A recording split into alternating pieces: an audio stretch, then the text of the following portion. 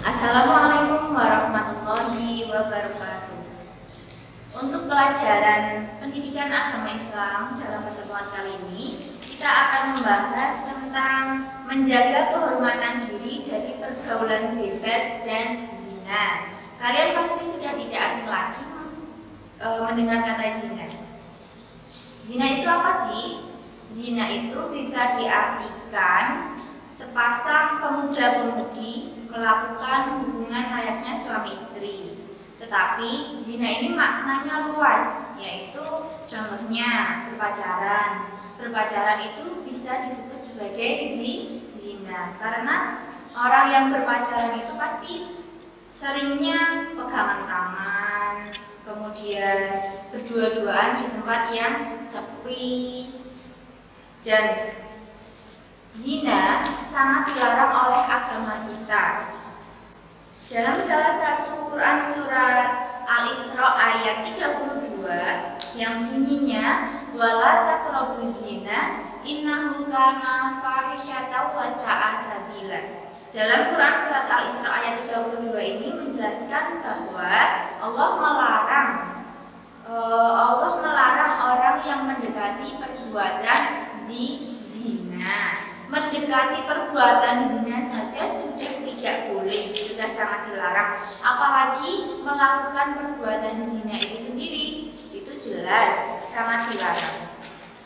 Kemudian penggolongan zina ada dua. Yang pertama zina muhson, yang kedua zina ghairu muhson. Zina muhson ini adalah zinanya orang yang sudah pernah menikah.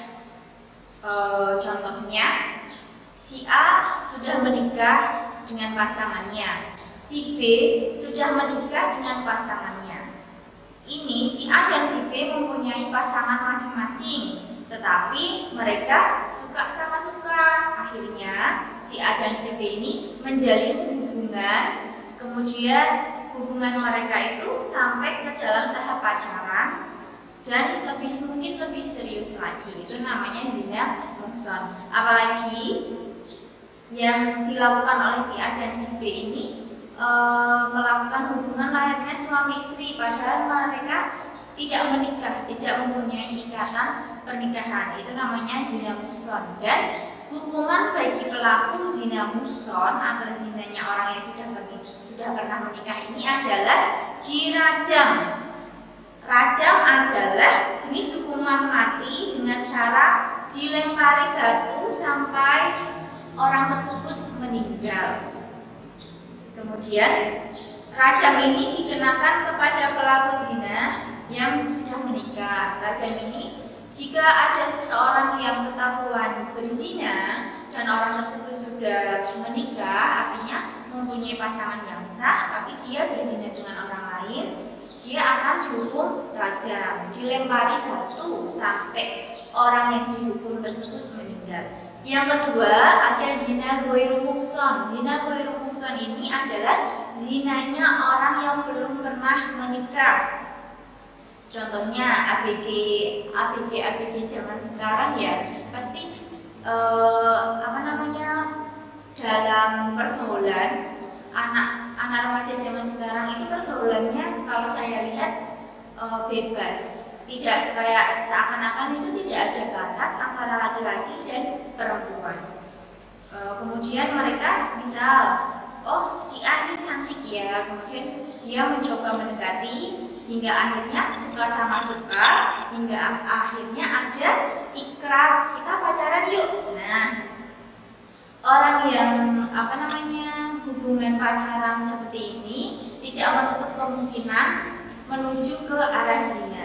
Meskipun ada juga yang bilang kita nggak pacaran kok, kita cuma TTM-an aja, teman tapi mesra, atau teman dekat, atau sahabat. Nah, laki-laki dan perempuan yang katanya cuma sahabatan, cuma temenan, tapi mereka kok akrab hingga akhirnya timbul perasaan suka sama suka, hingga akhirnya pacaran, tidak menutup kemungkinan dia akan terjerumus ke dalam perbuatan zina.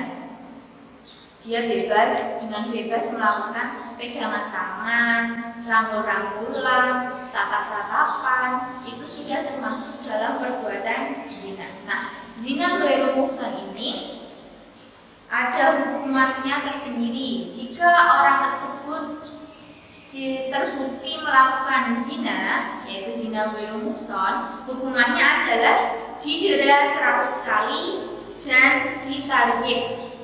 Dera merupakan jenis hukuman yang berupa pencambukan terhadap pelaku kejahatan sebanyak 100 kali cambukan. Sedangkan tagrib ialah jenis hukuman yang berupa pengasingan ke suatu tempat terasing yang jauh dari jangkauan.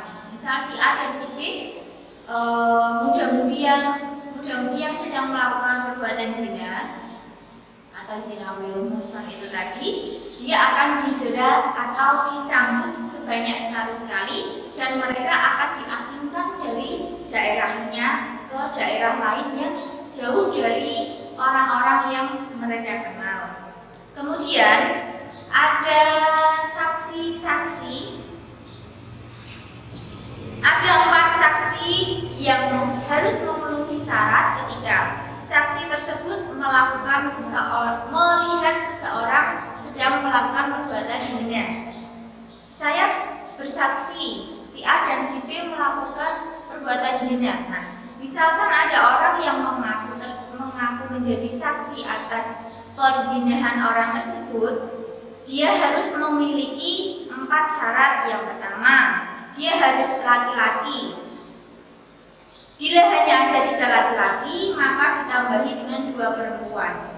Artinya, jika hanya ada satu laki-laki saja yang bersaksi, maka kesaksiannya dianggap palsu. Untuk memenuhi syarat yang pertama, harus ada 3 laki-laki dan 2 perempuan.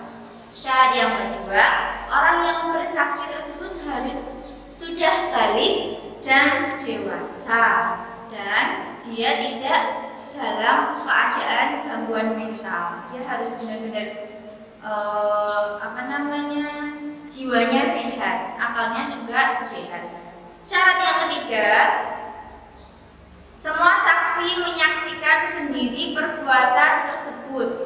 Apabila ada satu orang yang tidak yakin atas persaksiannya, maka persaksian semuanya dianggap batal. Jadi 3 laki-laki dan 2 perempuan yang disyaratkan tadi kok mengaku melihat seseorang melakukan zina, mereka 3 laki-laki dan 2 perempuan tersebut harus benar-benar menyaksikan sendiri. Iya, saya menyaksikan sendiri kalau dia berzina. Semuanya harus menyaksikan sendiri dan mengakui. Misalkan ada satu orang yang ragu, saya kok ragu ya, dia zina apa enggak sih, misalkan seperti itu, maka kesaksian dari 3 laki-laki dan 2 perempuan tadi diragukan. Semuanya harus yakin dan menyaksikan sendiri perzinahan orang tersebut. Kemudian hukuman bagi penuduh berbuat zina. Jadi misalkan saya tidak menyaksikan si A dan si B berzina, tapi kok saya asal ngomong, mereka berzina loh. Nah, itu kan berarti saya asal nuduh. Nah, tuduhan tersebut, orang yang menuduh orang lain melakukan perbuatan zina tanpa bukti, dia ada hukumannya tersendiri.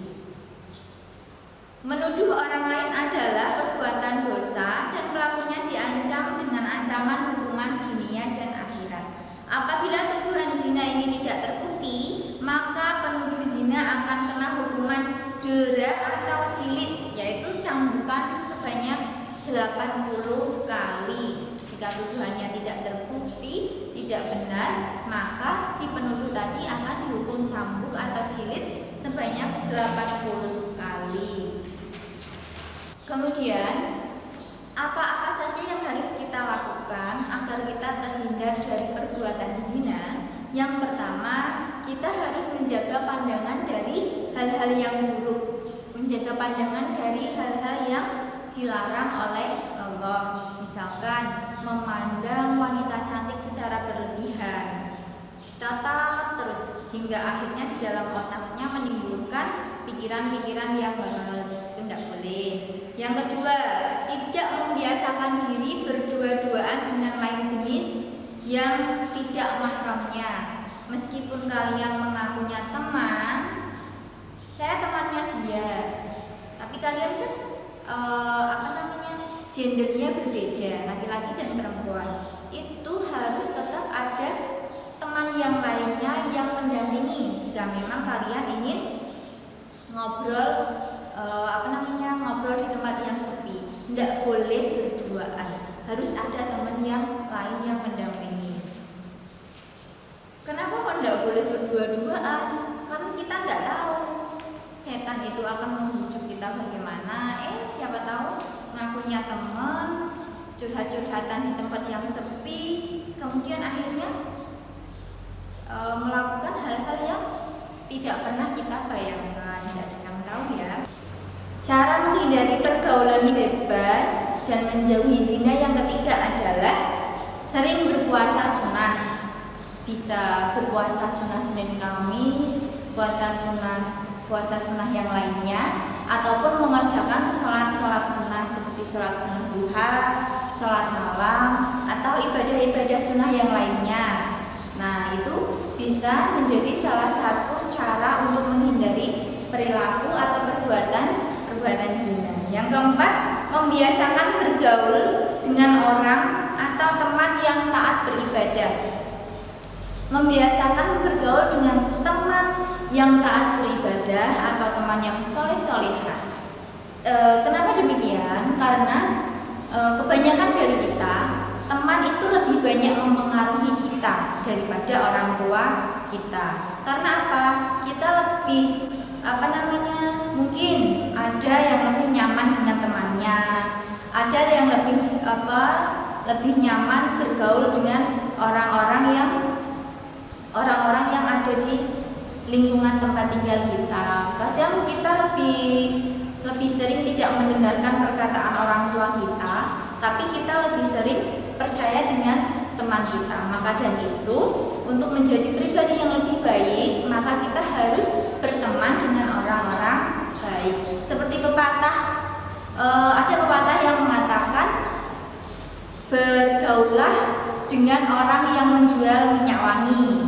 Nah, meskipun kita tidak memakai atau tidak membeli minyak wangi, dengan tidak sengaja kita akan ketularan wangi. Maka dari itu, mari berbanyak teman yang taat beribadah, teman yang baik, teman yang selalu mengajak ke dalam kebaikan. Kemudian, cara menghindari pergaulan bebas dan zina yang kelima adalah membina keimanan dan ketakwaan. Membina keimanan dan ketakwaan dengan cara apa? Yaitu sering melakukan perbuatan yang diperintahkan oleh Allah. Kemudian bergaul dengan teman-teman yang baik. Kemudian patuh dan taat kepada orang tua. Yang keenam, menghindari tempat maksiat. Kenapa kita harus menghindari tempat maksiat? Contohnya, misalkan di tempat kalian ada yang jualan togel, jangan sampai kita ke situ meskipun hanya sekedar nongkrong, meskipun kita tidak ikut-ikutan, tapi dengan seringnya kita nongkrong di tempat orang yang jual togel tadi, secara terus-menerus kita nongkrong di situ, maka kita lama-kelamaan akan ikut beli togelnya, ikut pasang nomor, kita pergi ke bioskop atau ke klub malam, meskipun misalkan cuma mengantarkan teman, tapi lama-kelamaan pasti akan tergiur, penasaran, minuman itu rasanya kayak gimana ya, miras itu rasanya kayak gimana ya, pasti akan timbul rasa penasaran hingga akhirnya kita akan mencoba. Itu harus dihindari. Yang ketujuh, tidak mendekati hal-hal yang menjerumus kepada perbuatan zina.